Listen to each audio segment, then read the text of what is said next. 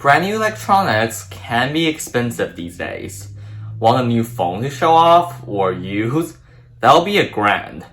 Gaming laptop for MacBook? Usually over $1,000. And that's where mid-range and budget electronics came in. Cheap and affordable price, and delivers a lot of features. So people that can't afford these expensive electronics can still get things done. But they usually cut corners in a lot of areas. Like, for example, budget electronics usually use slow or mediocre processors, plastic builds, and mediocre cameras if it's on a phone. But the thing is, and a lot of people don't even realize this, they can usually get high quality and fast but used electronics for about the same price as a budget but new one. And there are many more advantages to buying used over budget electronics, and I'm going to tell you all about them today.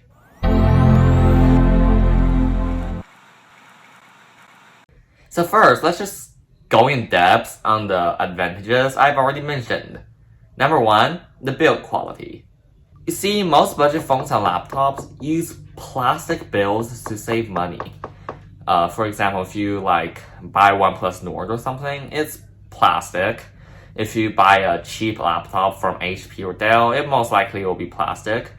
So let's just go on eBay and use some example devices. iPhone XS, an amazing 2018 flagship, goes for around $350 on eBay if you find a good deal. Late 2013 15-inch MacBook Pro, a beast in performance, goes for around only $450 with dedicated graphics on eBay. Now, let's compare them to brand new budget phones and laptops of comparable prices.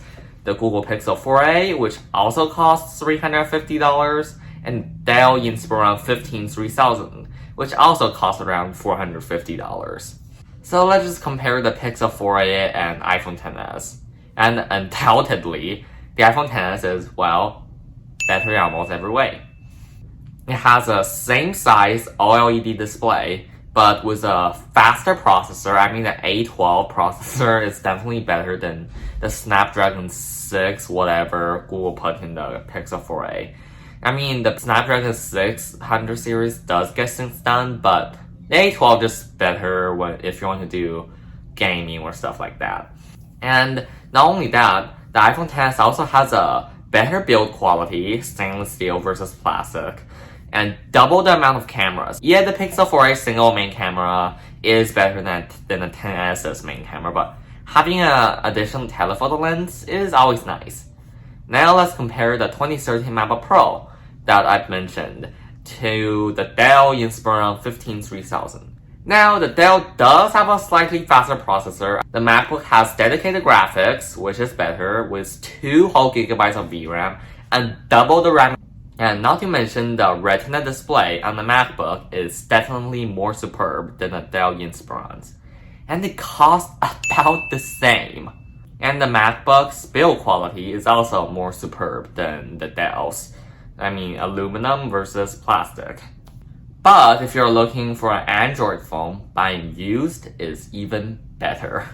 Yeah, budget phones like the Samsung Galaxy A20 or Poco F3 can be nice, but you're just better off getting a used Android flagship instead of these budget phones, with a lot of corners cut.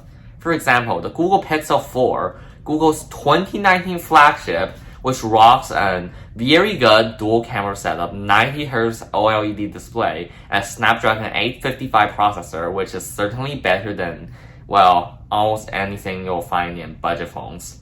And glass and aluminum build. Now, guess what? It only costs around $200 on eBay.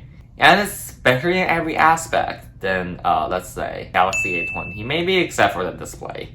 Now, if you're buying a used Apple product, specifically iPhones, you'll also enjoy longer software support than some crappy budget phone or laptop. For example, the iPhone XS will probably receive 3 more software updates, which is better than many budget phones, 1 or 2 major software updates. And also, even though the 2013 MacBook Pro, which I mentioned is a great deal, can't natively run the latest macOS, with patchers, even a 2010 MacBook Pro can run macOS Monterey. So if you're buying an Apple product, specifically iPhones, the software support is going to be longer and better than budget phones. What if you want to buy an accessory? Let's say wireless headphones for the used tech you've just bought. eBay or other used marketplaces can also be nice places to find them for way cheaper than their brand new retail price, even if it's like the latest generation. For example, I got this pair of second-gen AirPods with box and all, fully functional, for only $65 plus tax, which is like, I don't know, around a third of their original retail price of $160. And if you try hard enough, you can also find first-gen Apple Pencils for around half of their retail price. And if you're in the Android camp, Google Pixel Buds are only around $90 on eBay, and they were just released like last year, which is a bit more than half of their original retail price of $180. Or you can get a nice pair of Samsung Galaxy Buds Plus, which, according to many reviewers, are great true wireless headphones, for only like around $50, or even cheaper if you look hard enough, which I think are amazing deals compared to buying them new. But it's not all sunshine and rainbows though. If you're buying a used Android smartphone, you probably won't get many more software updates, or any updates at all. Buying used also won't give you the experience of buying new, such as the unboxing experience. Used electronics might also have damages such as dents and scratches, which new devices definitely won't have. Well, except for if you are buying an iPad Pro, then it will be bent out of the box, but we're just not going to talk about that. You also have to give used electronics a thorough clean before using them. Unexpected problems can also arise more quickly and earlier with used devices, since you probably don't know how the previous owner treated it. So, this is why I think you should buy used electronics instead of budget ones. I hope you enjoyed this video and found it helpful. If you did, don't forget to hit the like button below. Also subscribe for more tech-related content. I'll be doing a video on watchOS 8 soon, so make sure to stay tuned and subscribe so you won't miss it. And I'll see you guys next time.